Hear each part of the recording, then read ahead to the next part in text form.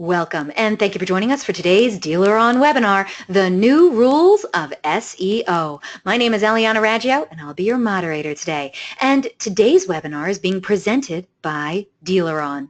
For anyone who isn't familiar with DealerOn, we're an award-winning website development company and digital agency, best known for our amazing SEO, the best customer service, and the highest converting website designs in the industry, including the award-winning Chameleon responsive website platform.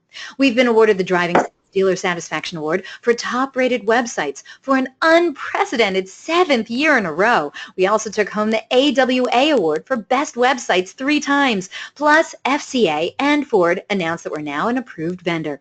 Big things are always happening over here at DealerOn. We're still the only company in the industry that offers a money-back lead guarantee program. Do you want to know more? Yeah, you do. You can check us out at DealerOn.com. And hey, if you're a Ford dealer, well, you only have 2 weeks left before the Ford Direct website program enrollment period expires on April 30th. So if you'd like to work with the best website provider in the program, that's right, DealerOn, well, you only have 2 weeks. So get in touch with me after the show, and I'll see if I can help you with a demo and to get you into the Ford program. We have a great show in store for you today. We're very pleased to have first-time DealerOn webinar presenter, our very own Kevin Doory, as our presenter today. Kevin Doory is the Director of Search and Social at DealerOn. Kevin started his career at an automotive digital service provider where he combined his expertise in SEO and SEM to build the company's search marketing department from the ground up. Since then, he's held a wide variety of positions in the SEO field, from an in-house professional to a consultant. His level of experience and expertise has been instrumental in the growth of DealerOn's SEO team, and he's just getting started. He can be reached at kdoory@dealeron.com. Now, during the presentation, if you have any questions, please use the question feature located on the corner of your screen to submit them. At the end of the presentation, we'll answer those questions of general interest. If we're unable to get to your question live, we're going to try to respond by email later today. Don't forget, a link to download a copy of this webinar recording will also be emailed to you later today for your reference. Feel free to share it with your friends and colleagues. And guess what? Our good friends at AutoHook are sponsoring this week's webinar giveaway. AutoHook is a showroom traffic driver, and they've built the ultimate attribution engine. It tracks the customer through the lead, showroom visit, and purchase, and then delivers a cost per sale that's best in the industry. One of you lucky webinar attendees is going to win a $125 e-gift card from our friends at AutoHook. You have to be on the live broadcast to win it, though, so stay tuned, and you might be the one walking away with this awesome prize today. And for more information about AutoHook, visit driveautohook.com. Also, at the conclusion of this webinar, you're going to get a short survey. So fill it out. We're always looking for quality feedback from our audience. We want to hear what you have to say about today's show.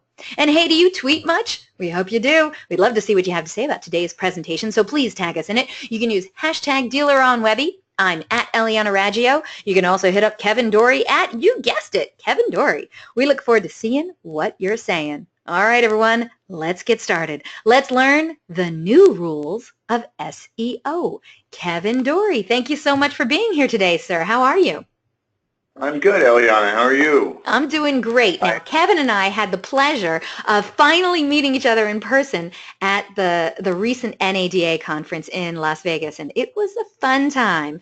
And Kevin, I got the pleasure of listening to you talk about SEO to so many people who visited our booth out there. So I know that you are a really good expert and a great conversationalist and a really wonderful presenter.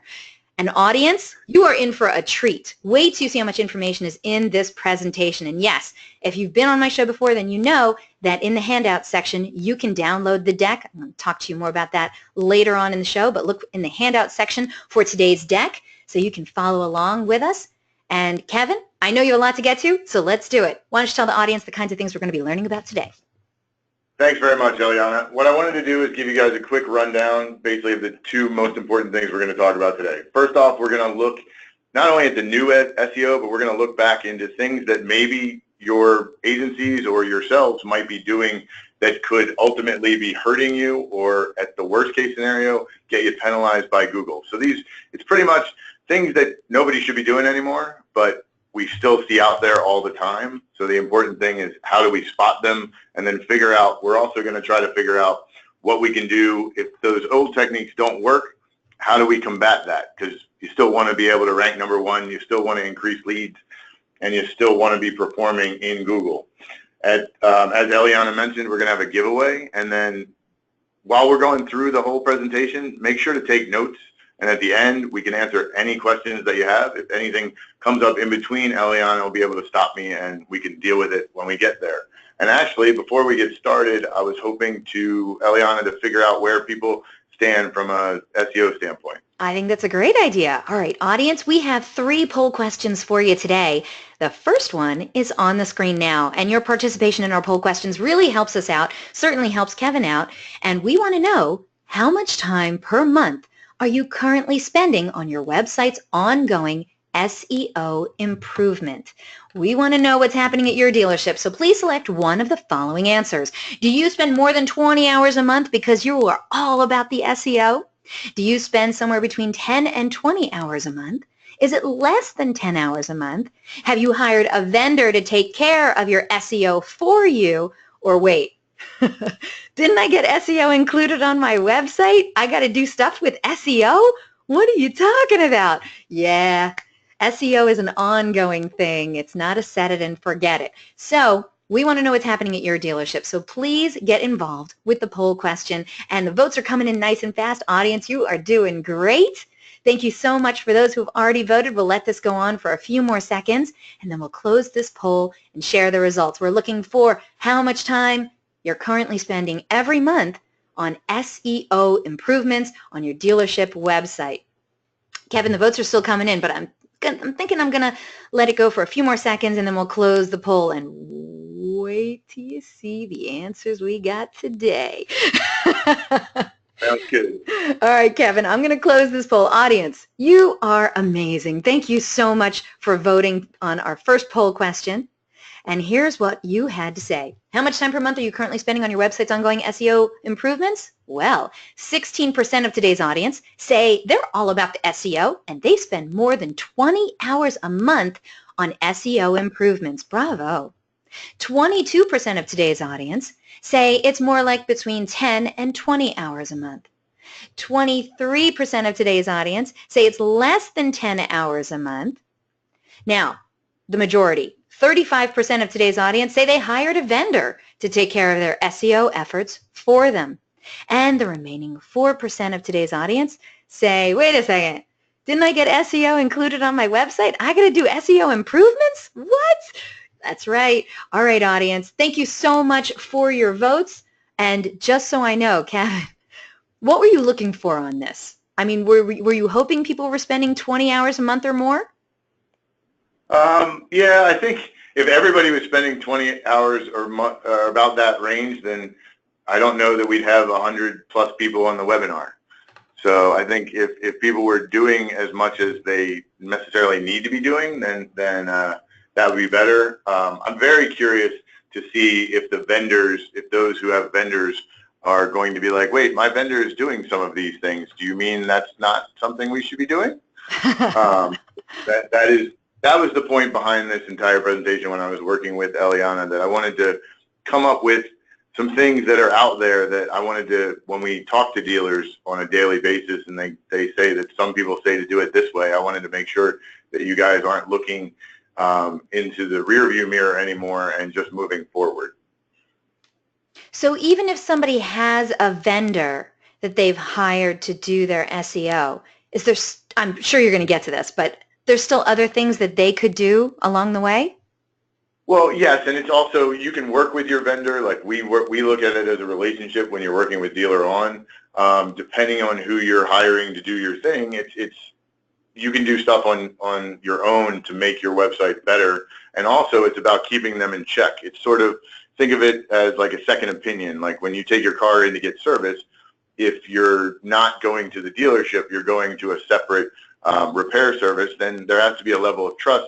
You have to know that they know what they're doing. And this is a way to come to grips with whether or not what they're doing is something that you want them to do. Okay, that sounds great. All right, where do we go from here now that we started off with a great poll question? What we're going to start out with is content. So everybody always talks about like techniques and tactics and so on and so forth, but the thing that we see the most when we're looking at a lot of websites out there from car dealer standpoint is low quality content. So just because your agency or whoever you're working with says they're doing content doesn't mean they're doing necessarily the right content. So wanted to dive right in, and basically a lot of times when I ask dealers if they're writing content, I get a very standard set of answers. It takes too much time to write the articles for my website. Well, in order to do effective SEO, you have to be regularly producing amazing content. It's not a set it and forget it. It's not just one piece of content and then we'll go back to it on a yearly basis. It's not like your taxes. You should be, well, never mind. We're not going to that. This is difficult because often dealers have a limited staff. So you have not necessarily have the personnel. So maybe that's the case where you are going to hire an agency. The other time is you don't have, maybe you have the staff, but you don't have the resources. So what ends up happening is you piecemeal together pieces of content and publish that to your websites, or their blog posts that only have a couple sentences. The worst that I've seen out there is when you have non-English speaking producers, and you know what that is when you read a piece of content and it doesn't flow because somebody is just putting together English words in an article. Well, so the question we get often is, if those things don't work, if I can't just put up low quality content and I need to do high quality content, how am I going to be able to do that? The important thing that you remember is when you write a piece of content, albeit for your blog or for your website, it should both be robust and well written, and it should be accurate. You want to make sure that anything that you have on your website is always accurate. If prices change, if things change, you want to make sure you go in and update that. You also want to make your content engaging. You should look at your content as a conversation. When somebody walks into the dealership, you would never, on certain dealers' web pages, you see stuff where it's like, we have business in all of these different areas. You wouldn't do that if somebody walked into the dealership. So the important thing to keep in mind, I get asked all the time about minimum and maximum lengths of content. There is no minimum and maximum length. It just needs to be as long as it needs to be to serve its purpose. So if you can say something, unlike me, in a short, succinct way, then you say it that way. If you need to be drawn out and explain it a couple times, then that would make the most sense too. Because sometimes a couple hundred words works. Other times it might be thousands of words, because maybe you're talking about a finance offer or a vehicle recall. So you need to use the correct words. You'll know what it is when you get there, but when you read it, have it pass the MOM test or the not in your industry test. So give it to somebody else, and if they read it and they get the meaning behind it, then you'll know that you're not just writing it for the sake of writing it. The other thing you want to make sure that you're not doing in terms of content is writing for bots. And by bots, I mean the search engine spiders, the computers that scour the web looking for content. You want to make sure that there are moments in time where I'm sure that you've been to a web page where it repeats a particular keyword over and over again. Maybe it's an article, but more than likely it's a web page. Or you get a situation where the keyword phrase is forced into a sentence and it doesn't make any sense. Non-English speaking content has a lot of times, you'll see that in non-English speaking content. Or you'll see it in unnecessary title tags or header tags. So have somebody stuffed a bunch of keywords into a title tag or your heading tag just to appease the search engine spiders. The problem is you shouldn't be writing for bots, because Google, the whole point behind Google is they are trying to be as human as possible. So yes, they are a spider, but you should be writing for the people.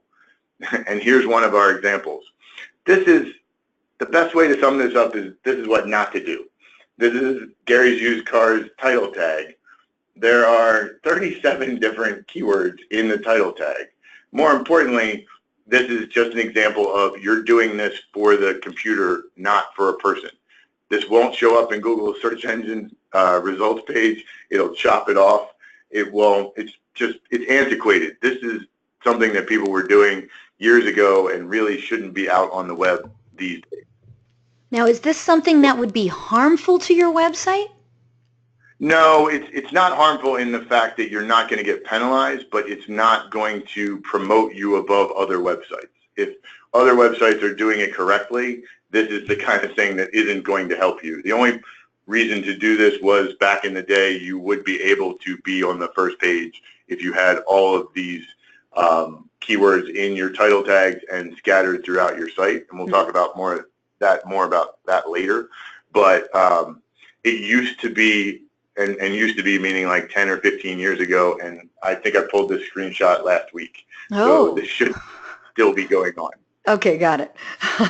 So the question, and this goes back to writing for bots and low quality content. The question is, what do we do? Well, you have to write, as I said before, you have to write for people, because the spiders are going to look at your content. They're going to give that to the users who are searching Google, but the users are the ones who are buying the products and services. So write for them. Don't advertise to a computer, advertise to them. Develop a habit of creating content that really matters. So when you read something, when you read something, even if you've written it, you read it and go, this doesn't make any sense, or this doesn't apply to what I do. Then scrap it. Come up with ideas that really matter to your targeted audience. The other thing you want to do is, we go back to how many words do we need to do? Well, people ask us all the time, how many times should I say my keyword? Use it sparingly, but include relevant keywords that are connected to it in your content. Again, write it as if you were going to say it to the next person that walks into your dealership. If you can't say it, you probably shouldn't write it. Whoops. Sorry, Eliana. No. I think we're going to go into a poll question to figure out how people are dealing with their content. I think that's a great idea. All right, audience. Second poll question out of 3 is on the screen now. Please go to your screen, go to your keyboard, and answer this one for us. We'd really appreciate it. The question is, what is your biggest reason for not consistently creating unique content for your website? Please select one of the following answers. You don't see the benefit. Why do I need to have more new content every month? Is it because you can't come up with new ideas every month? Is it that you don't have resources to create new content every month? Is it a regulation or a legal issue, or too many hoops to jump through, so you just say, forget it? Or you really didn't know that you had to keep putting up new content on your website? Whatever it is, we want to know. What is your biggest reason for not consistently creating unique content for your website? Once we have a majority of votes in, we're going to close this poll and share the results. And Kevin, just so we know, because I know you're going to talk a little bit more about how important content is and where to get it from, but just so we know, how often should dealers be doing this? I mean, is content really still king? Yes. Content will always be king, because you need to be able to show Google and Bing. We can't forget about Bing. I mean, no, we can't. Bing. You need to be able to show the search engines that you are relevant, and query defines relevancy is still the way Google. When you search Google, you want something that is now, and Google determines who is relevant based on the frequency and how engaged you are. So a website that posts a piece of content 4 years ago, while it might be an authority on the subject matter, is not going to know. You don't want content about a 2016 Dodge Charger. You want content about a 2019 Dodge Charger, so that people are thinking about what's coming up, not what was done in the past. Fair enough. All right. Well, our audience has spoken. So audience, thank you so much for your votes. Let's see what you had to say. What's your biggest reason for not consistently creating unique content for your website? Only 3% of today's audience say that they don't see the benefit, or, why do I need more content? Only 3%, so that's good. 37% of today's audience, a really big section of today's audience, say it's hard for them to come up with new ideas every month. Now, the biggest, it's the majority, oh my gosh, almost half, 44% of today's audience say they don't have the resources to create this great, unique content every month. Another 4% say it's a regulation or a legal issue, too many hoops to jump through. 11% said they really didn't know they had to keep putting up new content. And then we had one attendee who wrote in and said his digital department is just too small. They got cars to sell. So do you have advice hopefully you have advice for these listeners on how they can build unique content and not pull their hair out? One of the best ways to do it is reaching out to your customer base. When you're following them from a social media standpoint or they're following you, see what they're talking about, be in line with trends, be on the forefront of what's going on. Like seasonally, if you're in an area that if you're in an area with weather, I recently moved to Dallas and I've learned that in Dallas the weather changes on an hourly basis, so we can get, which is odd from being from the mid-Atlantic where we just had some seasons. But the point behind that is design some of your content based around your vehicles and the weather that they're dealing with. So think of it seasonally from that standpoint. Also, developing content as to how you're engaged with your community is key. That's one of the things that we do with our dealers is we try to look at how are you most engaged with your neighborhood, with your community, and writing content around that. Because people don't also, content doesn't have to be selling cars. Car content can be what makes your dealership different from everybody else. And it's not just price, it's the experience that someone gets when they come to your dealership versus your competitor. So there's a lot of ideas, and it does help if your agency or your provider is able to work with you to come up with ideas on your behalf. I love those ideas. All right.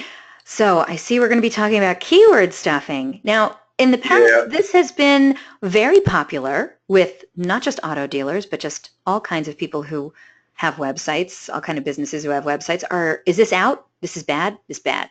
Yeah, this is in line with the other stuff. So we wanted to highlight this in the same voice as the writing for bots. So as you were writing for bots, then keyword stuffing became the newest, greatest craze. And the reason that it was the rage so many years ago is because stuffing keywords into your content is really easy. All you have to do is look for the terms that you want to rank for. Usually it's exact match type keywords.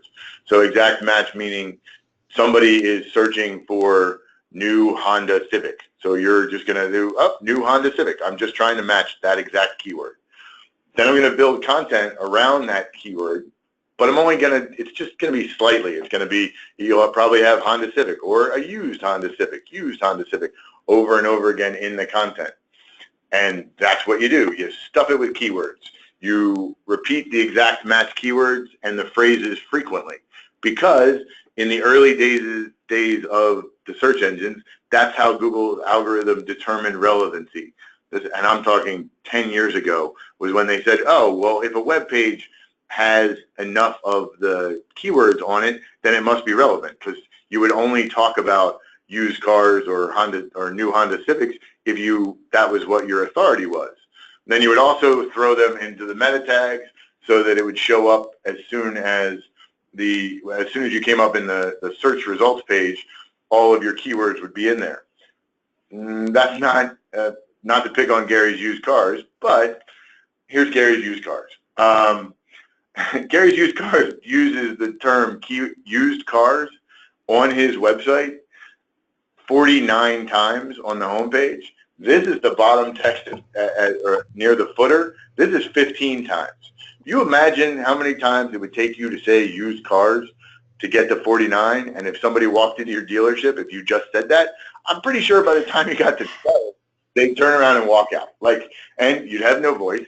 And so there's no, with this slide, the slide that comes after this, there is no solution to this. This is just to tell you, don't do this.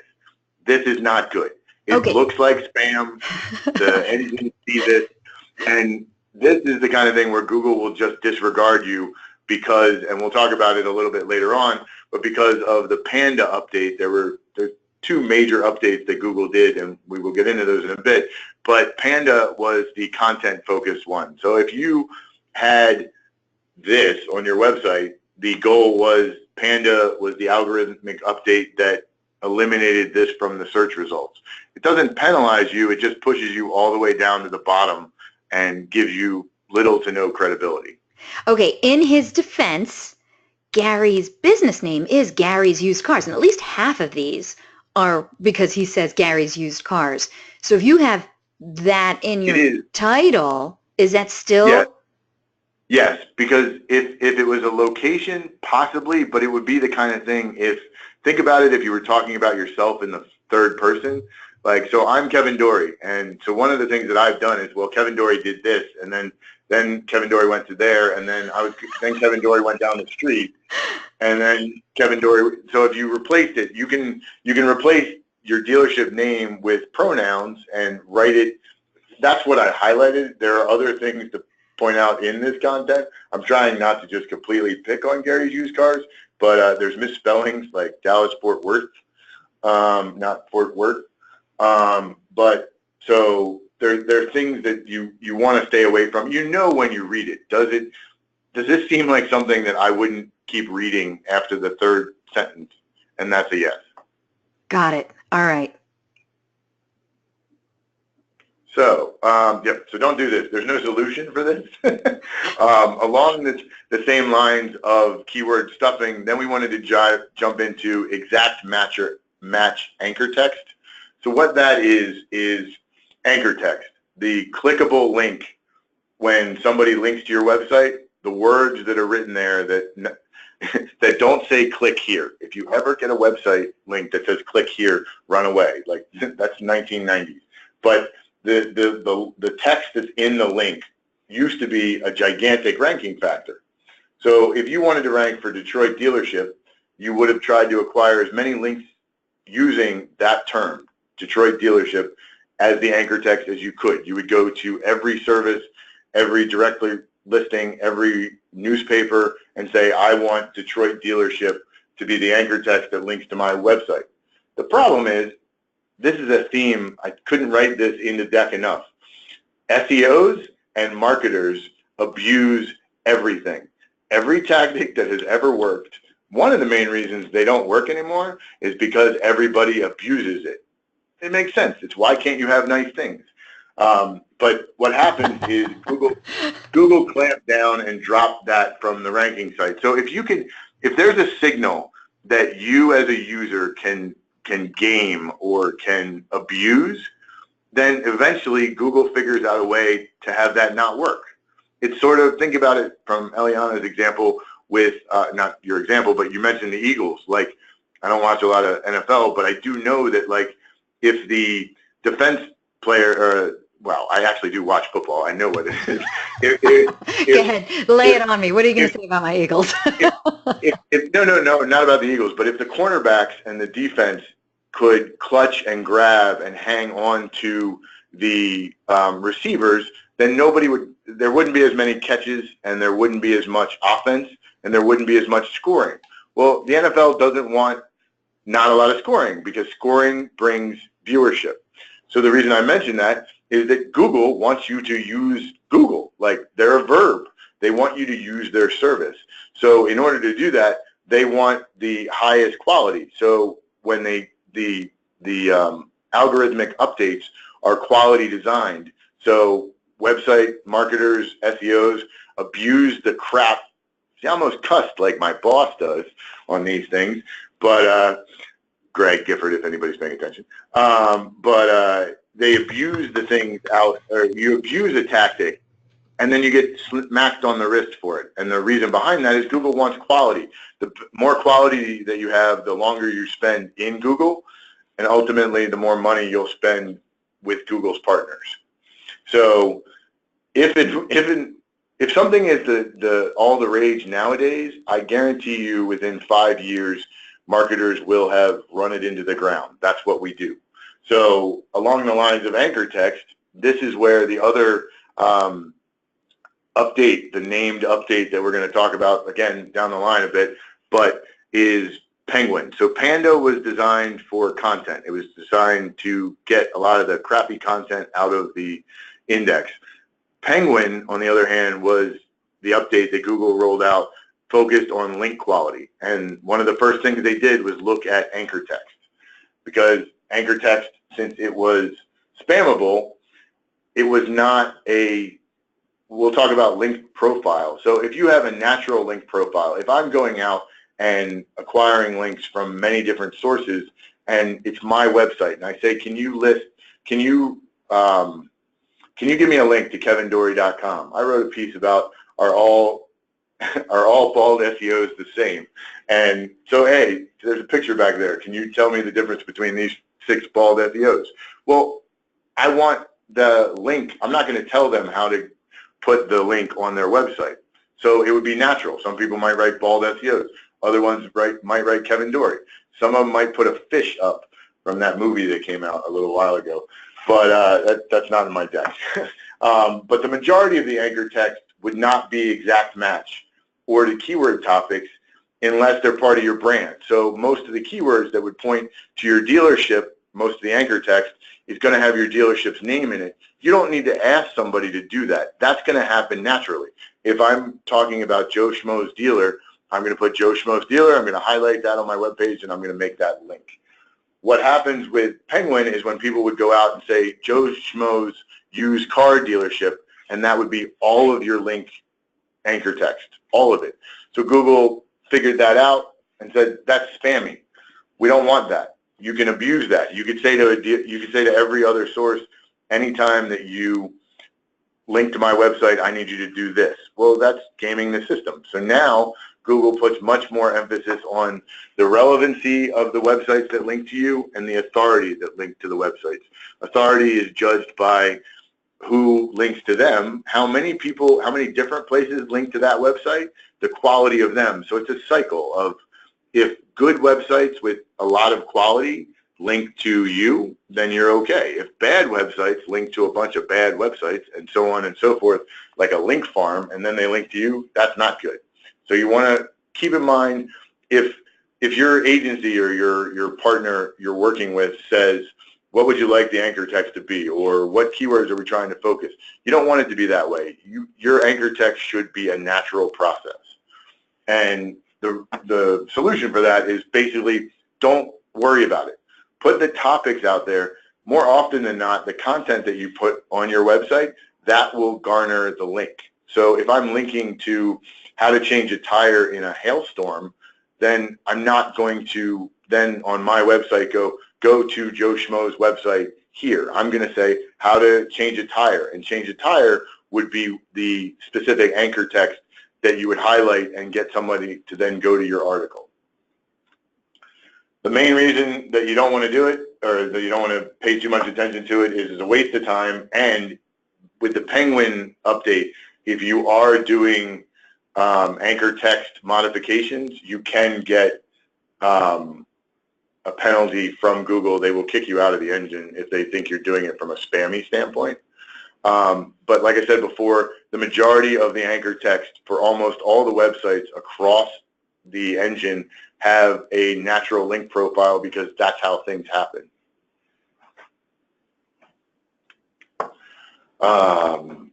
Another thing that we see a lot of, so that was the links, is in the old days, you used to be able to create, I want to say almost like a microsite idea, but basically you would create a page for every keyword.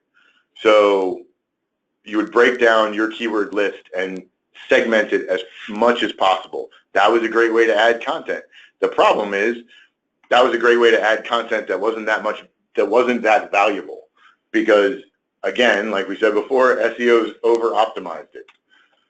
In order to get a high-ranking position, you used to be able to, in the search results page, have 10 or 15 pages that you would all try to get the rank for. So I remember, and I can't say the company I used to work for, but this is 12 years ago when I started out in automotive SEO. I remember the idea was, how do we get as many different of this car dealer's websites to show up for that one keyword? Well, that's not ideal, because it's not a good user experience.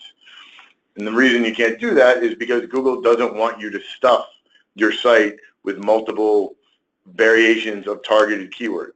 You just can't do like the same page repeatedly with different keywords. It doesn't work anymore. And the biggest problem is it's a bad user experience. So they would target all the keywords that you could possibly put into a website. Maybe if your new car model that came out, you'd have 60 pages generated based on that. Okay, well now we have new content. How many of those are going to drive traffic to the website? Some, but when people get to the website, then they're going to leave. So if I'm looking for a specific topic, I'm more than likely looking for that topic and all the other topics that go with it. Don't write a page just designed for one topic, include them all together. So it was an on-page method that used to work, but if you do it now, that combines with Panda, that's an oversaturation of content. So that's the kind of thing that Google doesn't want in their index anymore. They want clear, concise, keyword-focused content. So what you should do is create visually and structurally appealing landing pages for all of your products and services and combine everything. Think of your websites as resources. If I'm looking for how to change a tire, I might also want to know when do I need to get my oil changed. I also want to know what do I need to prep for the winter time coming up. I want all that information in one area. I don't want to have to go back to Google if your site isn't correctly laid out. I don't want to have to look for the same thing repeatedly. People have a short attention span and they want to be able to get the information and go. So you want to make sure that you post high quality SEO optimized content in your blog. That goes back to what content should I be putting on my blog? Where do I come up with ideas? Well, you want to put high quality content that's going to ultimately engage with your audience in social media and want them to reach out to you to find that information. Okie dokie. Spammy footers and tags. We're talking about spam a lot. This is right before lunch. That wasn't you don't have to get the trademark for that. Does that make you hungry? Yes, but not. I said spam a lot, the Broadway show. I didn't mean it that way. I meant spam a lot. Not that word. But along the same lines of the spammy content and the spammy tags, the other thing you need to keep in mind is footers. So we're a visually driven industry. So you have a lot of pictures of the cars that you want, but dealers know that you need to have elements on the page that include that content. So the footer area of the website was attacked from a spam standpoint because it was a place that you could shove all of the information that you wanted to. I just realized my slides are backwards, so bear with me for a second. But you could slide all of the information that you wanted to into the footer or below the fold. That was a term that was popular a long time ago, and you still hear, but folds are when you're scrolling. So what you initially see when you open up a web page, the footer and all the information below that is where people would stuff all the information. The reason I said that the slides are backwards is here's an example of how you should have a footer. This is IKEA. I wanted to highlight them because everybody can go to IKEA, and when you're down in the bottom, there's nothing here that doesn't need to be here. I've scrolled through IKEA's website. I have seen the areas that I want to focus on, but if I've made it to the bottom, I am looking for this or I am looking for that, and more importantly, then I can get access to the catalog, I can find help. Think of your footer as it should be like your menu. If your menu is at the top, your footer's at the bottom, it should provide the same information. If for some reason you have a footer that doesn't have information that's available in your main navigation, then you have a problem. And that is what this shows. This is enterprise car sales. What is that? So this is below their page, and if you go to every one of this is on the Michigan page, but if you go to any of their pages, at the bottom are hundreds of links. I chopped this off because I couldn't make the screenshot visible to you, but there are hundreds of links. Now, this is a site that would get hit by Penguin and Panda. So it's poor website structure, so that's a Panda problem.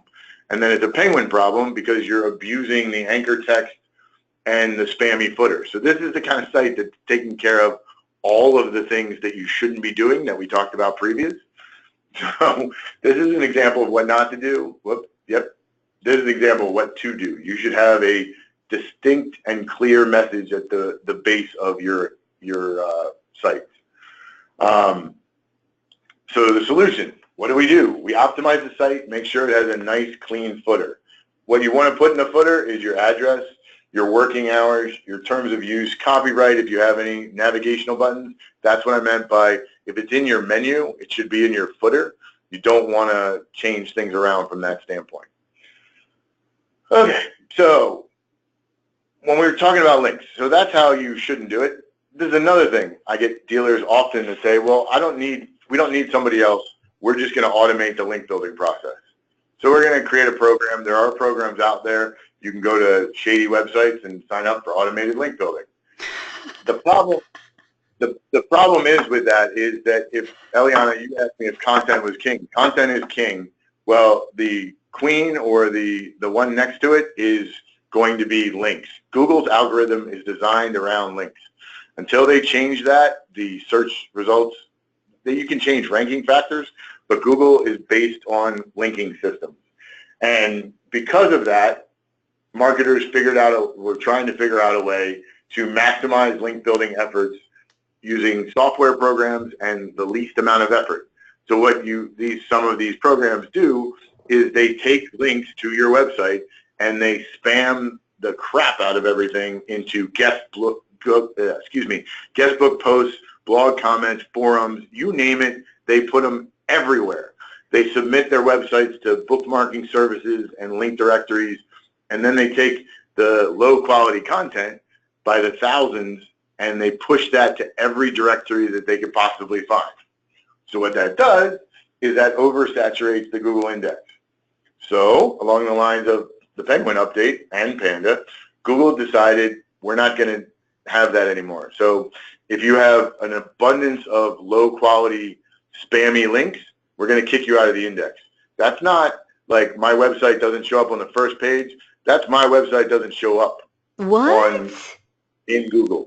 Yeah. So when they figure out that you're doing spammy things, they either push you all the way to the back or they might give you a manual action penalty where they will come in and say, hey, you're doing stuff that violate our terms and services, because we tell you that in the Google Webmaster Guidelines what you can and cannot do, and you're just doing something you can't do.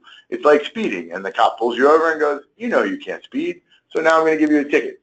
So there are things. Doing it. They hired somebody else. Right, but they're doing it on your behalf. It's the same way that if you say something wrong in an ad and somebody puts the ad on TV, they don't go after the network, they go after you. So you didn't do it, somebody else created that ad, but they said something that they weren't supposed to say. So there are things that you can automate within your business. There are ways to find efficiencies. Buying or getting links is not one of them.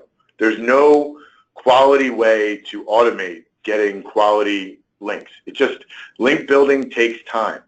It takes amazing content, and then the key is relationships.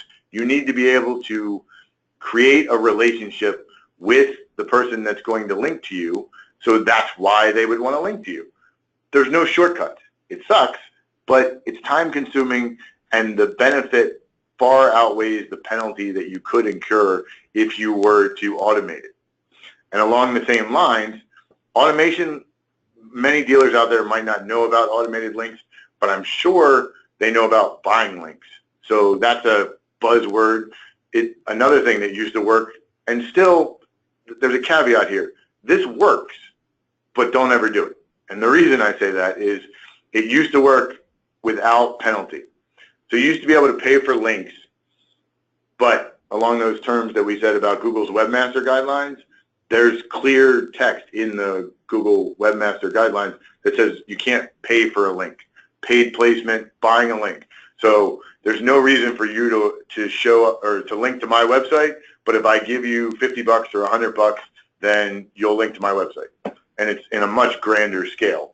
But the problem with that is because Google's algorithm is so link focused, is if you buy links and get a large number of different websites pointing to your site, then that can improve your rankings on a very short term. And that's the important thing to know, because I know dealers are going to be like, well, Kevin said it could improve my rankings. Yep, it'll improve your rankings. But, and I say this with all certainty, eventually you'll get caught and you'll get penalized. And necessarily, I wouldn't say that you're going to get caught, because the question is it really worth it? Google catches link buyers in a weird way, or not in a weird way, in a way that, if you think about it, makes perfect sense. They don't have to catch you. They just have to identify an unnatural pattern of inbound links. Then they work their way backwards and evaluate the outbound links of anybody linking to the person that they know is selling links. And then they go back and find more link buyers. So basically, it turns into one big circle where they reverse engineer.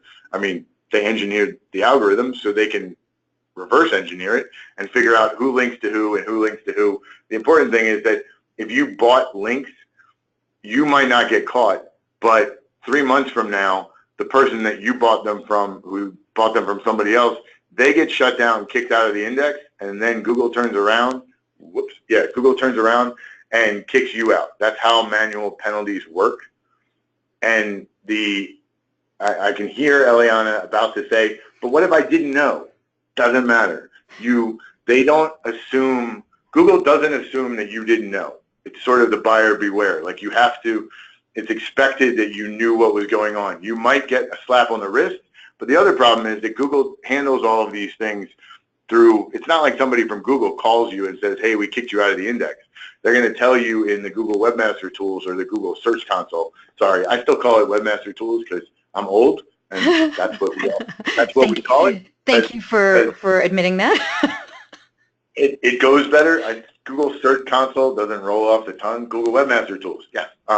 But they'll give you a notice in there, and then you can apply to be included and have a manual review of your site. But they don't have to do that. And they also, just because you say, I didn't know, doesn't mean they have to believe you. So I know that was a lot of information. Eliana, I was hoping we could do another poll with the audience. Oh, yeah. Are we at that side? Wow, we are. Okay, audience. Yeah, we are. Third and final poll question is on the screen now. We want to know what you think. So please take part in our poll question. It's our last poll question of the day. We want to know, what do you feel are the biggest link building challenges that you face? Please select one of the following answers. Do you feel it's a low response rate because, yeah, you have to ask other businesses, hey, can I post my link on your website? You post a link on my website. We do some link building together. It's kind of like a cold call sometimes, right? Then there's the lack of experience. You're not sure how to do link building. That's okay. We got you. Maybe it's you don't have enough time to devote to link building. I mean, for those people who didn't have enough time for content, I can't imagine you have enough time for link building too. Maybe you don't want to pay for links. All right. Or you legit didn't know link building was something that you needed to do for your website. Once we get a majority of the votes in, we're going to close this poll and share the results. Now, Amy, I like your comment. I'm going to say your comment in just a minute, so hold tight. The votes are still coming in nice and fast. Audience, you're just so rock stars today. Thank you so much for really getting involved with these poll questions. It really helps us out, and I love how many of you are doing it. All right, Kevin, if you're ready, we're going to close this poll. Audience, thank you so much for your votes. All right, let's see what you had to say. What do you feel are the biggest link building challenges that you face? Well, 28% of today's audience, almost a third, say low response rates when we ask other businesses for links. All right. But the majority, 41% of you today, said it's the lack of experience and not sure how to do it. 24%, almost a quarter of today's audience, say they don't have enough time to devote to link building. Ain't nobody got time for that. 3% of today's audience say they don't want to pay for links. That's just another expense they don't want to spend money on. And 4% say they legit didn't know link building was something that they needed to do. And just so you know, Amy wrote in, she says, most of the charities and the businesses that we work with in our communities, guess what? They don't have websites. They only use Facebook. Ah, so frustrating. I totally understand that. And, okay, Kevin, first of all, what do you have to say about the poll results? And second of all, that's not the first time I've heard that from somebody about link building, and they want to show, how much they're doing in the community, and those people just don't have websites to link to. Yep, I hear that a lot. With the answers to the poll question, that's about what you and I had discussed this. That's about where I thought things were gonna fall, because a lot of times there are people outside of the automotive industry, in just advertising in general, who can have entire companies that are based around doing link building. So it is a time suck, and a lot of times you don't necessarily have people who know what's going on. So it's one of those things that it is difficult. So I'm not surprised to see that reaction. To Amy's point, we get that a lot with a lot of like local groups, smaller groups. What I would say is, one of the things that's worked for us is, if the local group doesn't have a web page, but maybe their parent company does, if they are like, sometimes you'll have like this Boy Scout club or this community entity doesn't do its own thing, but they have a national page where the link is not as beneficial to you from a local standpoint. If you could go to their parent company and say, hey, can you link out to stuff that we do with this community? That's how you can reach out to them and say, hey, we put up a spring fair that we were doing with these 5 businesses. Then you can go to their corporate accounts and see if they can get links from press releases or community outreach posts that way. The other way to do it is to, sometimes if they don't have that, you could get them a piece of content that they could put on their social media and then link back to you. So a link from Facebook is not going to help you as much, but it's still going to get traffic to your website. So this link building thing, all right, you said content is king, but link building would be queen. So, yep. But there's no shortcuts, you also said. So it's really butts Right. and seats doing the link building every month and trying to get these links on your... Yep, it's a holistic approach, because you have to be able to combine the great content gets you better links. So if you have content that's on your website that people would want to point their website to, then that's going to be a self-driving prophecy, so to speak, where one will get you the other.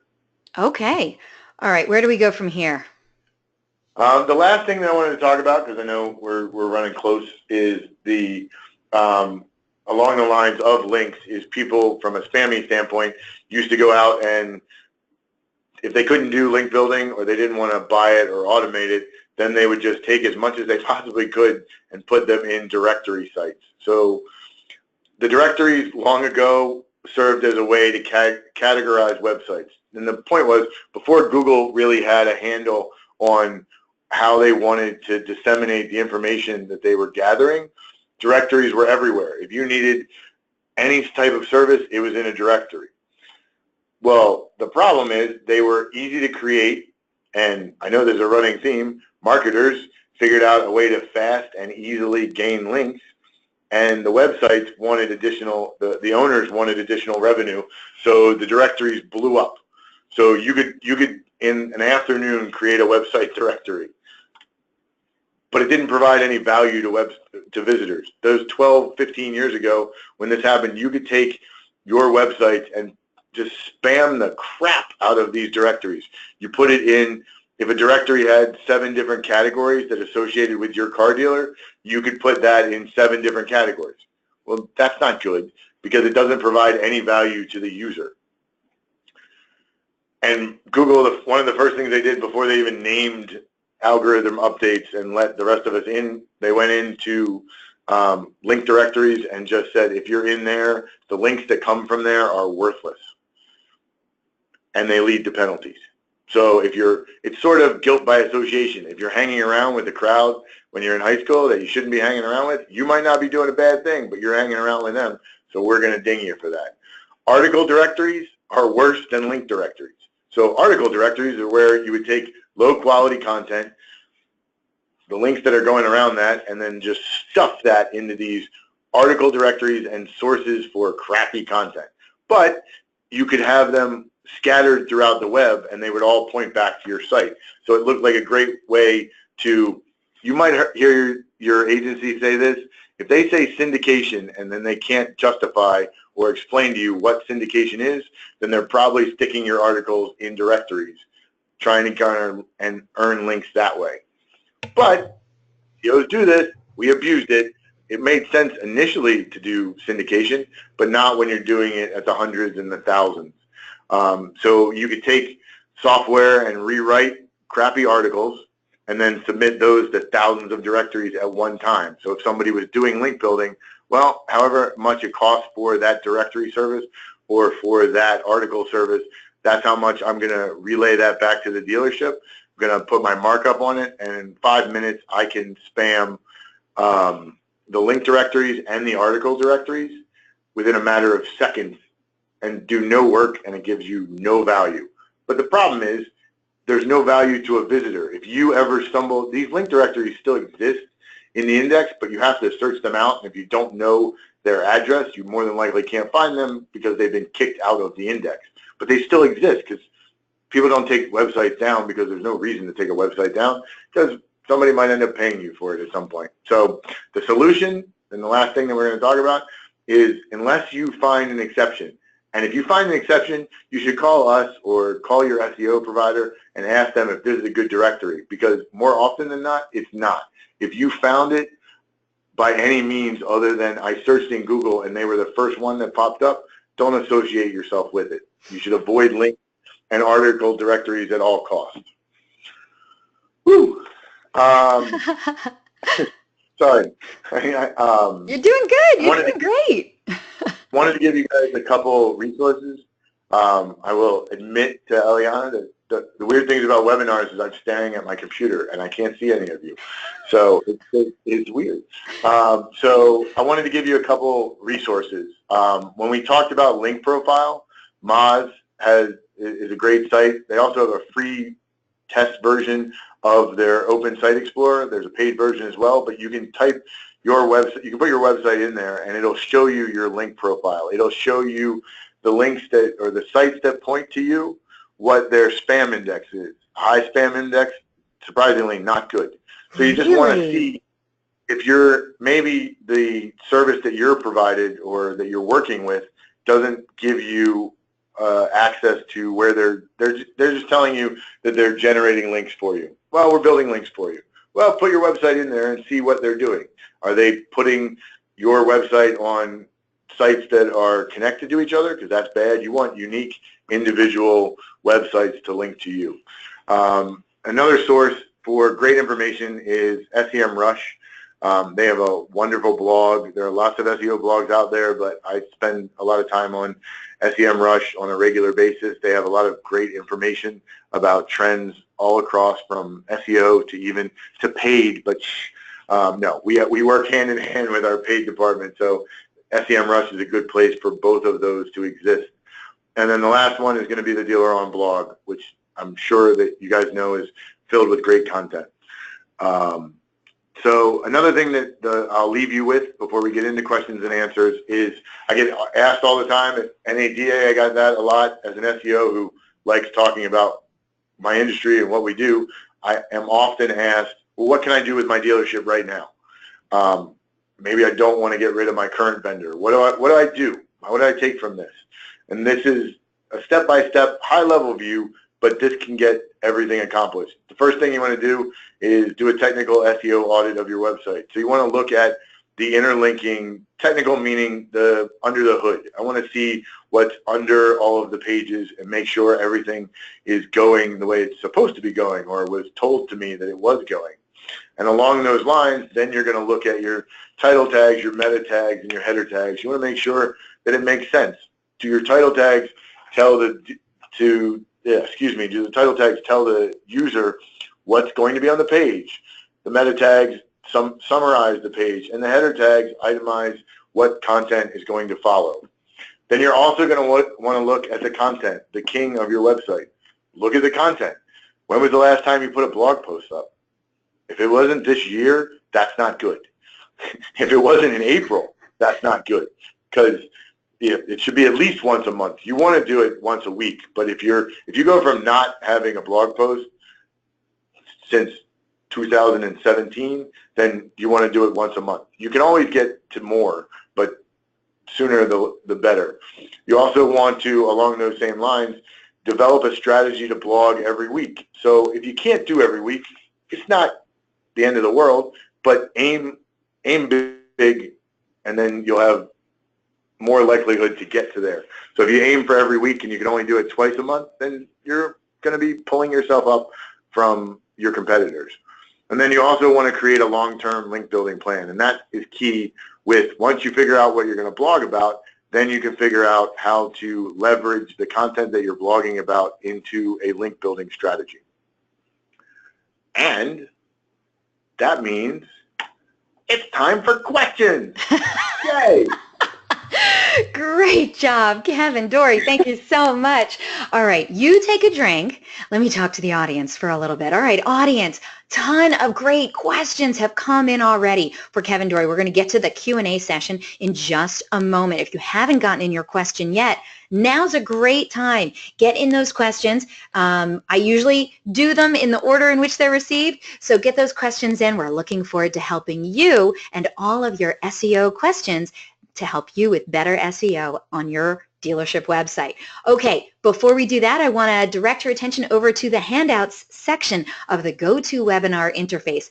In that handouts section, which is pretty low on your interface, look for the handout. It says handouts. There's a little triangle next to it. Click on the triangle next to it and it'll open up. And in there, you're going to find Kevin Doory's slide deck. I told you it was filled with so much information, right? So you'll be able to download that deck until the end of this broadcast. So if you like what you saw and maybe you didn't write fast enough, all those notes, that's okay. Download the deck. If for any reason you have a problem downloading the deck, that's all right. Email me directly at eliana@dealeron.com and I'll send it over to you. All right, Kevin, you can turn on your webcam whenever you're ready. And it's that time, audience. No, you don't want to do that. It's that time, audience.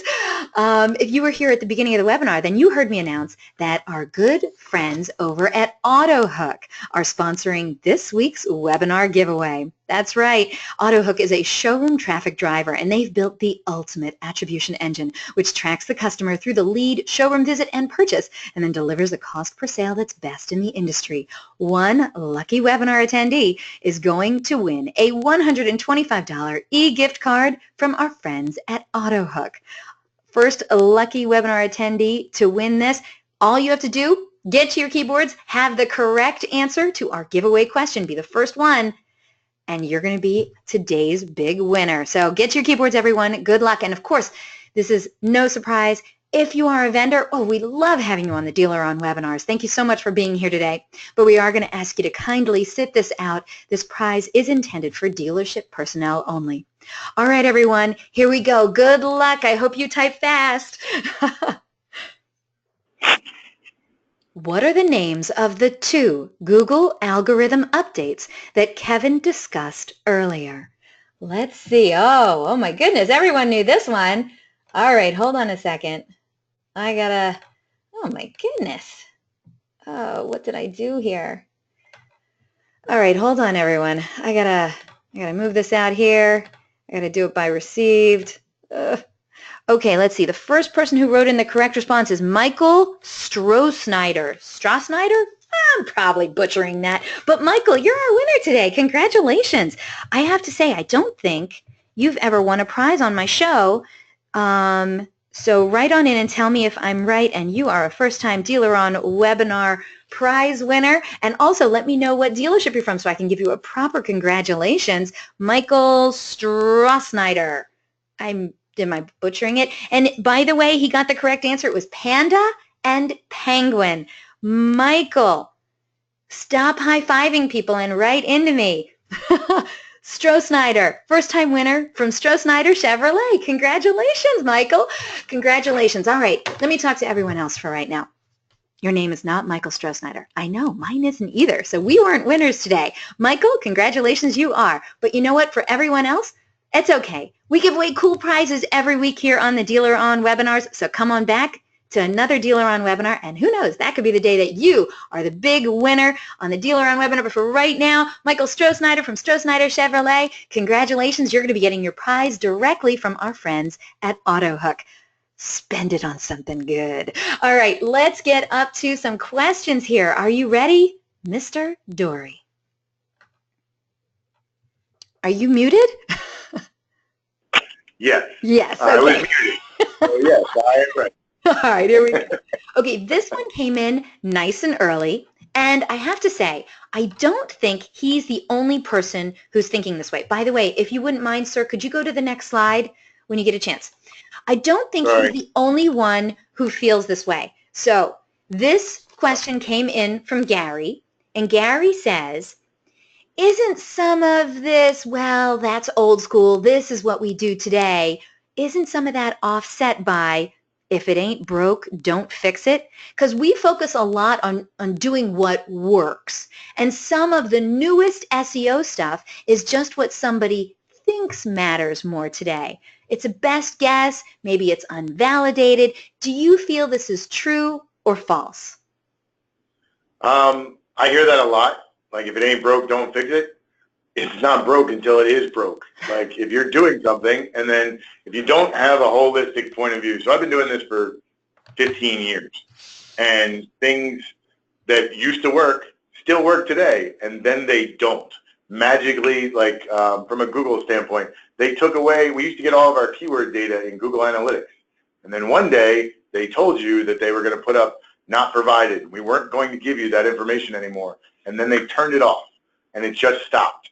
So I don't, like, if it ain't broke, don't fix it, fine. But when it does break and your competitors are doing these things, then you won't be, you'll be stuck out in the cold. Like, you have to have a holistic point of view. And SEOs like myself, Greg Gifford, who's a leading local SEO expert, he teaches other people how to do local SEO.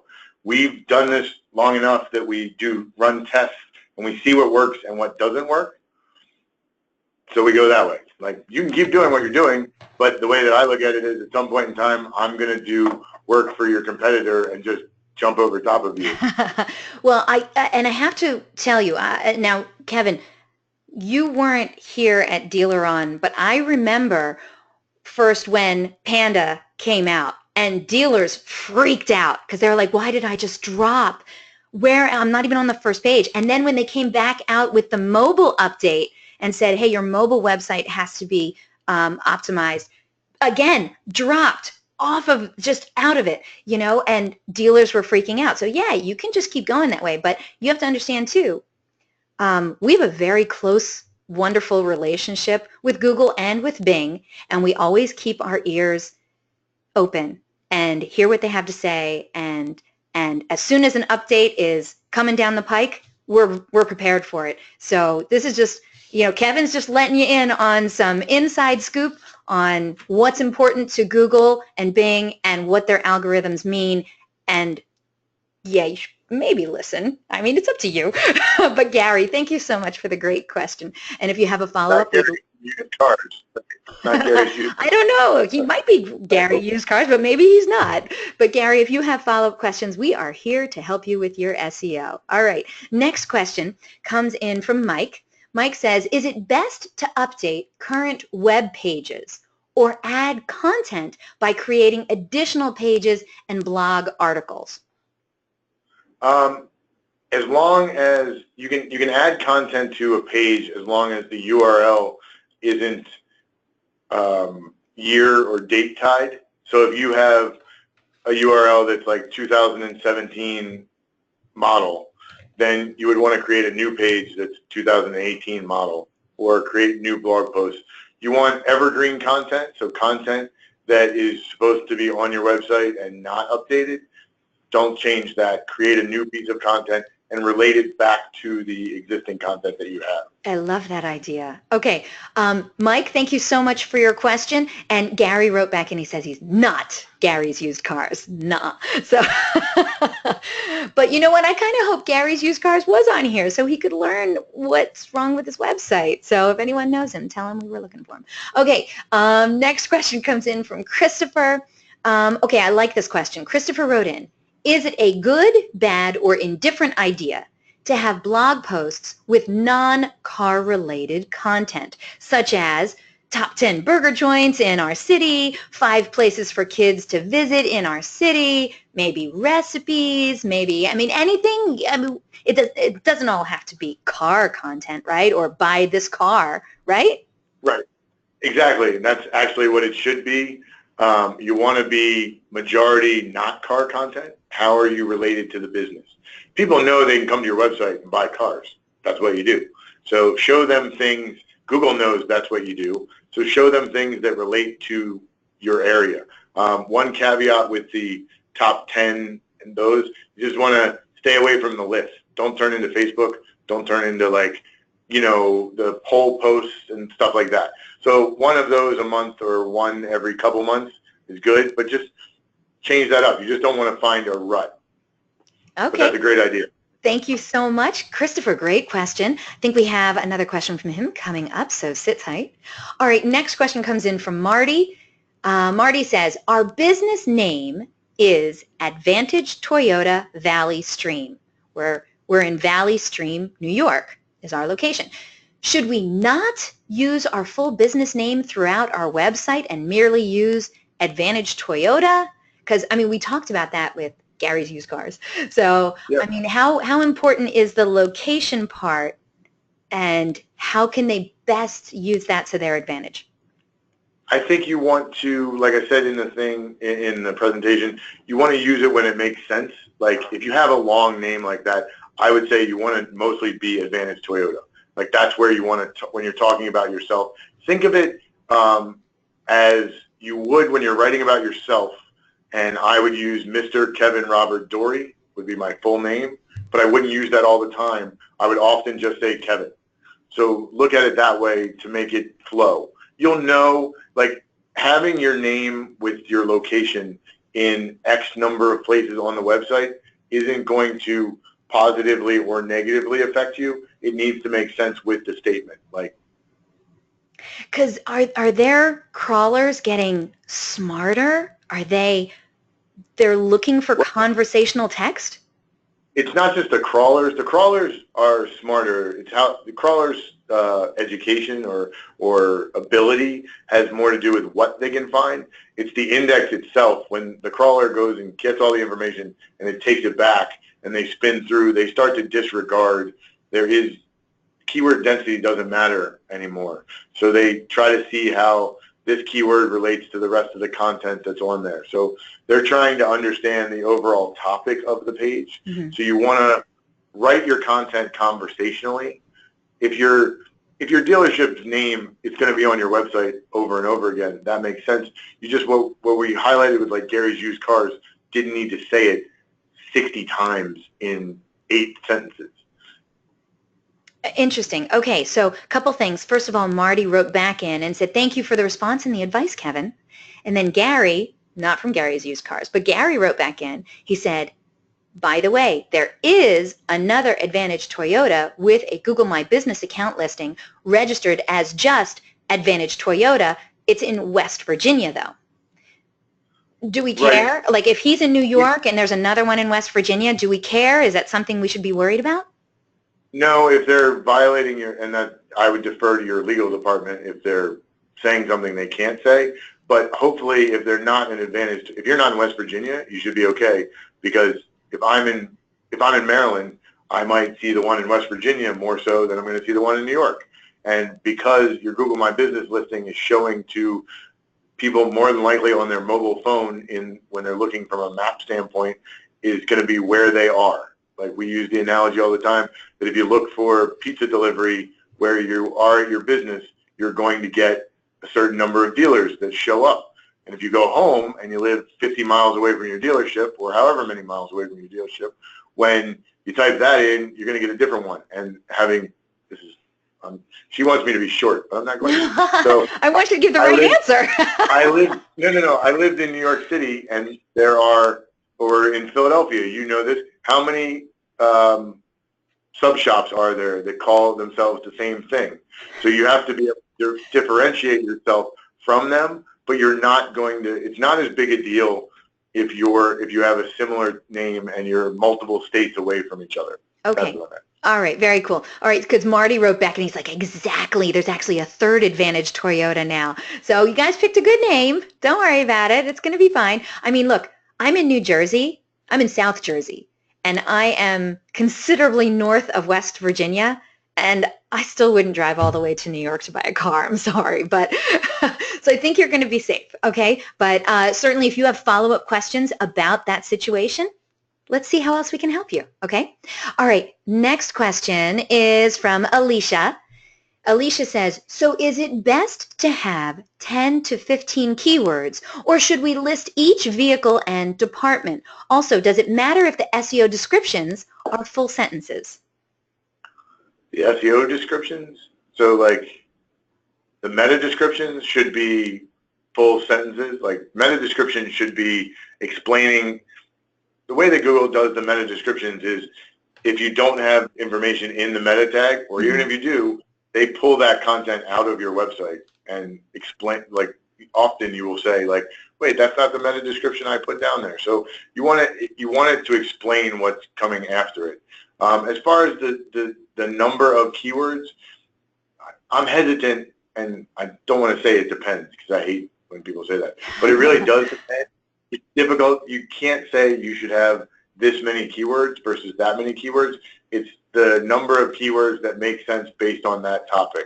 So you want to mostly have, if you're talking about individual model pages, you should have a model page that the content that's on that page takes care of many of those keywords.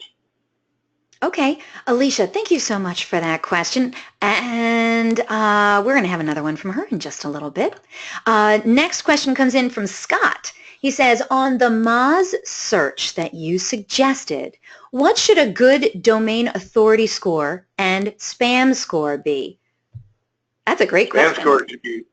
Spam score should be as low as possible. I think it's 1 or 0. Domain authority matters less than you want to know. You're more concerned about, like, it depends on the dealer. Some of our dealers are in the 20 to 30 range. Some of the other ones, we want it to be 30 and above. But if you're less than 20, it's a problem total. But there's room for improvement. So yeah, I'll say 20 is your mid-range. Some other more, it depends on the individual dealership. Mm-hmm. It's weird. The brand, the manufacturer, that is. Got it. Where we see consistencies on. Some are between 25 and 30. Some are 30 to 35. So, okay, so Devlin has a follow-up. She says, less than 20 between domain and page authority, or just domain? You should really just worry about domain authority, because the page authority is a specific page that's pointing to your website, but the quality of that link is based on the rest of the site linking to you. So you could have a great page. If everybody links to the NASA shuttle going up page, that's great, but they look at the whole site, because you could be doing things you're not supposed to be doing on the rest of the site. Okay. So the domain authority matters more than the page authority. Interesting. Okay, very interesting. Okay, Scott wrote back in too. He says, thanks. My spam score is 1/17. Good? Oh yeah, you're fine. All right, Scott. Good luck with that. And thank you so much, everyone else, for those follow-up questions. If you got more about that cool tool that Kevin told us about over at Moz, get those questions and we'd love to help you. All right, next question comes in from Chris. Oh, this is an interesting one. I actually don't know the answer to this. Does DealerOn help with penalty recovery? I don't know. We've not had, you'll have to bear with me. I've only been here since October, but I don't know. I'm not gonna. We can cross that bridge when we get to it. Like, if you've been hit by penalties, reach out to us and we can see what we do. I just don't know if we don't. I know we don't do it as a one-off. Like, it's not a service that we offer, but I'm sure that we could figure out what we need to do. Well, he wrote back and he says, we don't need it. I was just curious. Okay. excellent question, Chris. I don't think we have an answer. And I'll try to get you an answer. I feel like we would be able to help. I mean, why not? You know, but thank you so much for that great question, Chris. Okay, let's see. Next question, from Alicia again. It says, does it matter if you rank higher than your OEM? Is it cost effective? It doesn't matter, and you're more than likely not going to rank higher than your OEM unless it's a local specific search. Mm-hmm. Like, you should assume that your OEM is more than likely going to outrank you, but it also depends on what you're searching for. If you're searching for 2019 Toyota Dallas, then hopefully you're going to show up above your OEM. But it's a good problem to have because people might go to your OEM, but if they're going to buy the car, they're going to come to you. Fair enough. All right. Great question, Alicia. Thank you. All right. Next one comes in from Devlin. Pretty sure you made this clear, but we're just going to ask it again. So dealership pages should have blogs? Yes. Yes. Like dealership sites should have blogs. You should have a way, because it's a way. There are some other companies in the industry that say, we'll give you, for your SEO, we'll give you 30 pages a year or 4 pages a month. Well, I don't need content on my site that's just there. Content that goes on your website is evergreen content. It's designed to be on your website and not change that much. Blogs is how you integrate with your consumers on a regular basis. That's how you get new consumers and keep in touch with your current customer base. Devlin, thank you so much for that great question. Okay, next one comes in from Christopher. Christopher says, most of our pages are inventory, of course. What can we do on our VDP or on our individual vehicle descriptions that would be Google friendly if Google even crawls the descriptions? So, Kevin, what kind of attention does Google give to VDPs, and what can we do on our VDPs that would woo Google or Bing? You want your VDP, sorry, I didn't mean to cut you off a little bit, but you just want them to be as clear as possible. They're not a great source. Like, they should have the right information. Google crawls them, but a lot of the Toyota dealers are going to have the same VDPs. Like, it makes sense because it's the same information. So if you're sharing a product that way, then it's not as key. You want to get it up. You want it to be relevant to your area, but you don't need to spend a ton of time adding. Once they're put up, I would leave them alone. I would put the necessary keys in there and then move on. Okay, thank you so much, Christopher. Great question. Thank you, thank you, thank you. All right, Marty wrote back in. Marty says, he was the one that asked about the Moz spam score and stuff. Marty says, I got a 24 out of 100 spam score and a 34 out of 100 page authority. What do those values mean? Are they good or are they bad? Well, the page authority, like we said, the page authority might be your individual page is doing pretty well, or the pages that point to you. A spam score that high means that you might have oversaturation. So the problem with tools is it's a good way to give you a litmus test. Okay, here, this is one thing, or you basically need to do a link audit, and we need to figure out what's pointing at you and what could potentially be hurting you. Now, that Moz tool, it doesn't give you a list of the links and tell you which ones are spammy? It does, but if you don't know what you're looking at, then you don't know why they are spammy. So it's more of, like, think of it this way, like when you don't feel well and you take your temperature, you know that something, you either do have a fever or you don't. You might know that you have a fever, but you don't know why. So then you go into the doctor. So you need to have somebody look through and do a real audit of your links to figure out what's going on. You have good metaphors, Kevin. Thank you. By the way, Marty says thank you as well. All right, let's see. Chris writes back in. He says, any tips for local keyword research? Should we do it? I can't find any tools that offer local keyword volume and help.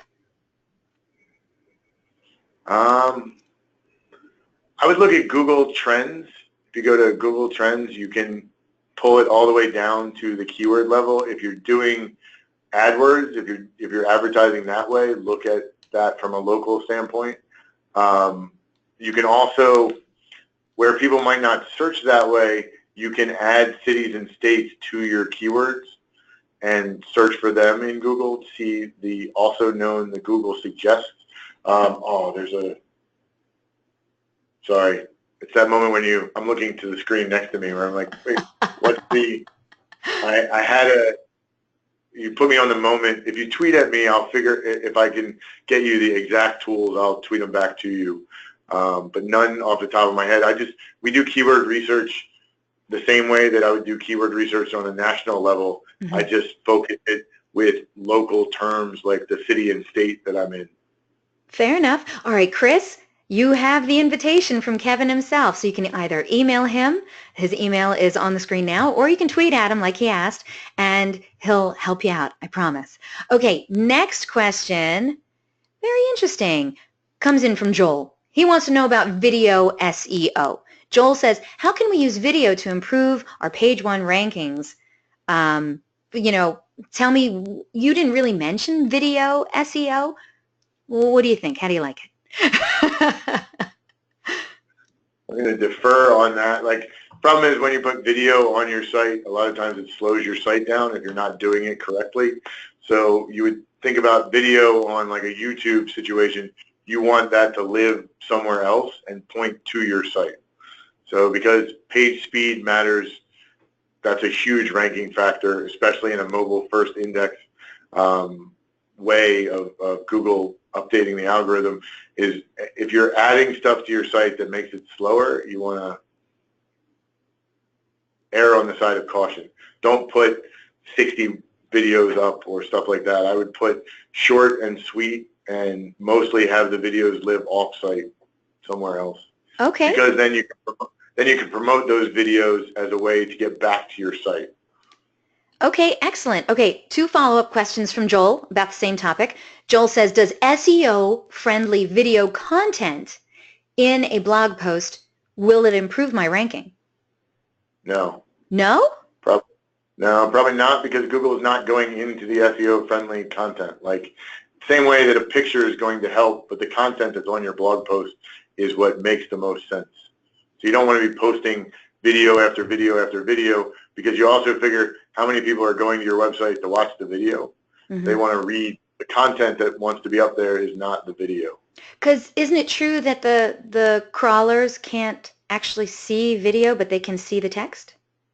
Right, they can see the text, but along the same lines of what we said before, is if the user can impact what the crawler sees, then the user can abuse what the crawler sees. So videos, they're not going to hurt you, but putting a video, if I have a blog post, if I have better links pointing to that blog post is going to go above your blog post with the video on it. Okay, all right. His other question was, is there an advantage to relevant embedded videos? No, not really. Not really? I mean, they're there. If you want to use the video, like I said, it goes back to, I'm going to play the same thing of it's going to slow your site down. If you're embedding the image, if you're linking out to somebody else, go to that source. The idea behind SEO is to get people to come to your website and then turn those into leads. Use those verticals, put that video someplace else, get somebody to watch the video, and then come to your website. Not come to your website and watch the video. Interesting. Okay. Because then he followed up with, so Google doesn't like video? I think the point to remember is that Google owns YouTube, and YouTube loves videos. So, and it happens to be the second largest search engine in the world, right behind Google. So. Right, and we could follow that up. I don't mean to be like this and that, but yeah. So. Okay, we still have a handful of great questions. Joel, thank you so much for bringing up video. That was a very, very interesting topic. Okay, next question comes in from Andrew. He says, as a dealer, how do you build a link building strategy? It seems to me it would be very difficult to get other sites to link back to mine. Now, Kevin, before you answer, I just want you to know, Andrew and everyone else out there, we actually did a great link building webinar with our coworker, Steve Shackelford. So you can check it out at dealeron.com/webinar and go down to where the archives link is and just do a search for Steve Shackelford, and it's actually one of the last ones he did. It was fantastic, and he really dives in deep about link building. So if you want to know more, you want to learn some more, learn from another great person on our team. But Kevin, did you have anything to add about how somebody can get started on a link building strategy? I think you would tie it in with your content and then along with your keyword research. It sounds odd, but when you're doing the keyword research, then you're going to see your competitors. So you want to see who links to your competition. And then a lot of times you can do what they're doing. It sounds odd, but if people are linking to them, then maybe they'll put a link to you. But I would defer to Steve. I would go check out that webinar, and it's longer than we have time right now to discuss. Yeah, we had to devote an entire hour to it. So yeah, it was pretty intense. Building your link building strategy or starting your link building strategy is definitely something you want to start doing as soon as possible. So definitely, oh, Gary, you're so sweet. Gary sent me the link. I'll tell you what, I'm going to copy it and paste it into the chat feature for everyone. Thank you, Gary. That was very kind of you. All right, while I'm doing that, just a few more questions and then we'll close out the show. Okay, Kevin? Yep. Okay, good. Ben has the next question. He says, what is the best percentage of main keyword to overall content? There is none. That goes back to keyword density. You're asking me what the keyword density is the best percentage. I could have put a couple of slides up that just said, don't do this. Like, there is no, if I give you a number, you're going to go with that. So, like, there is no best percentage. It needs to make sense. If I can read your content and understand that, like, if you read the content and go, I believe the focus of this content was this, then that's the right percentage. Okay. Then you know. No, because otherwise, I've been doing this long enough that if I tell you it's 3%, then people are going to be like, well, it's more than 4%. We're doing all that. But it doesn't. That's where it goes back to the, sometimes you need 100 words to say something, or in my case, sometimes you need 1,000 words to say something, as we figured out from this webinar. Is that it's just, you say it, and then if you read it and other people read it and go, oh, this is what I know what you're talking about, then you're at the right percentage. Very interesting. Okay, Ben, if you have a follow-up question, hurry up and get it in. We're at the very, very tail end of the Q&A session. Okay, next one comes in from Philip. He wrote me a whole bunch of stuff I don't understand. He says, our scores, how is it? Domain authority, 12 page authority, 26 total backlinks, 4 quality backlinks, 3% of quality backlinks, 75% Moz rank, 4/10. What? So I guess he wants to know how that ranks and is it good or bad. And honestly, Philip, I would say just send it directly to Kevin and let him tell you. Right. We can send that to me in email, and I can look through it. It's hard to do those litmus test results answers here. So. Thank you so much. All right, Philip, take him up on that. Don't let it hang, okay? Twitter is right there, and email is also on the screen for you. And Benjamin did write back, and he says, thank you so much for your answer, Kevin. So a conversational flow is more important than a percentage. Yes. Yes. Write it the same way. Think about it. How many times would you say that keyword when somebody walks into the dealership and asks you that question? However, that's what you want to write your content as. You want to write it as, just like Eliana and you guys and I are having a conversation, write it that way. All right, well, let me ask you this. Now, if we're talking about one keyword, okay, but let's say we have 3 or 4 cool keywords that might be able to fit into that content.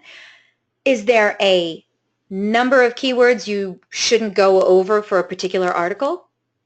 Nope. It's, however, I think everybody has their own smell test or the way that you look at it. Like when you read it, you go, wait, I use this too much. Think of it back in school and stuff like that when you're writing an essay and that kind of aspect of, no, did I say this too many times? Or did I not say it enough because maybe I talked about this area of the car that I didn't mention before, or like when we were talking about the webinar prepping for this and what to say, is that I live in a land of acronyms. I'm an SEO. It's everything. You do. I only know half of them, maybe, if that. Right, but if I'm writing a piece of content, like in the deck, I tried not to abbreviate anything before I told you what it was. So those are the kind of things, like if you're going to say something in your content, make sure it ties into the rest of the other keywords and makes sense. Don't assume that people are going to know that. Very interesting. I appreciate that, definitely. Okay. Thank you very much for that, Benjamin. Last question came in from Joel. He says, is time on page a ranking consideration still? Do people still, I mean, does that help you at all, time on page? It's a little bit, but it also depends on, like if you're talking about bounce rate and things like that, it depends on what the page is. So if, case in point, your contact us page, like hopefully time on page isn't that long for that. I want to know when you're open. I go to that page, then I leave. You're open then. If there's a form on your page, then it would matter. From a ranking factor, time on page isn't necessarily a ranking factor as much as it used to be, but if somebody goes to your website, doesn't find the information, and comes back to Google from a bounce standpoint, that's something that they consider. That when I searched for this topic, I went to this page, and I was only on there for 3 seconds. So that means I probably didn't find the information I wanted, so then I went to the next one. But I think that's always going to be, your hook should be keeping people engaged with your site as long as you need them to be. If you can provide, if I'm searching for something and I want to know what the price of your vehicle is and when you're open, then I might only be on your page for 25 seconds. How long it takes me to fill out the form, the lead form, saying I want to come in and talk about that car. So it matters, but just like everything, you want to understand how that relates in context to all the other factors. He did say, and then he followed up specifically for our blog articles. So I would say it matters, right?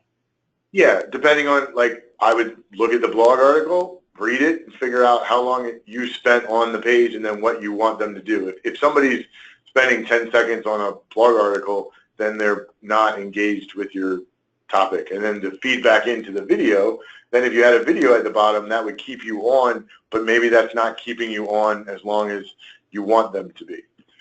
I did want to follow up that. I didn't mean that like video SEO is bad. It's just, it's better for you if video SEO, if your video is on another site, because then it can be more of a benefit to you.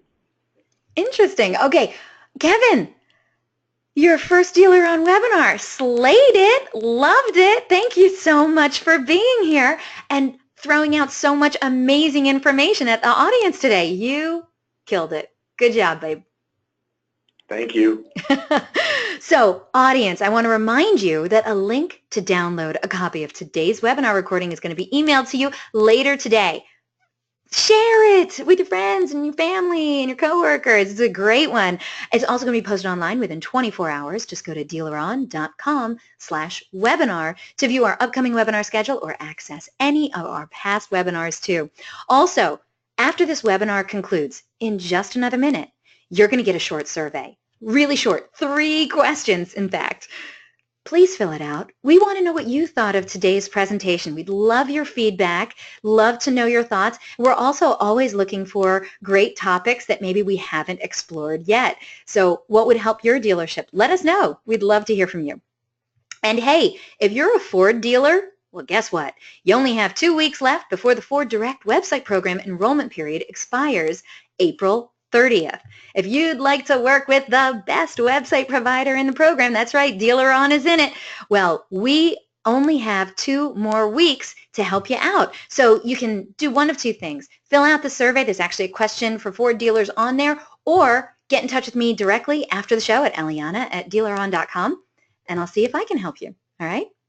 And invitations will be going out tomorrow for our next DealerOn webinar. The audience first marketing strategy you should be using, but you probably aren't. Audience first. It isn't just a buzzword. In today's competitive online market, it's a necessity. Are you using an audience first marketing strategy? Most dealerships aren't, and it's costing time, energy, and money that are much better invested in targeting your audience with a specific marketing strategy. We're bringing in DealerOn's very own Arco Chatterjee to discuss the audience-first marketing strategy you should be using. Attendees of this one-hour webinar will learn how to navigate the new world of audience-based online marketing and how to deploy specific proven strategies across search and social advertising. Furthermore, he will discuss how these audience-first techniques will reach more qualified in-market consumers, dramatically improving advertising performance and ROI.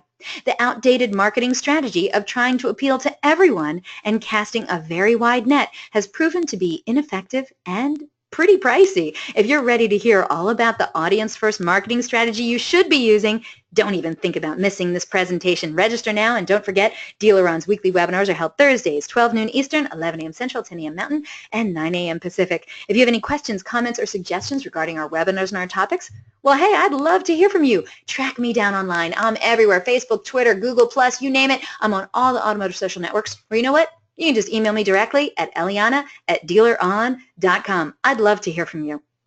Thank you all so very much for your time today. We, of course, hope that we see you on another webinar in our continuing education series. Take care, everyone.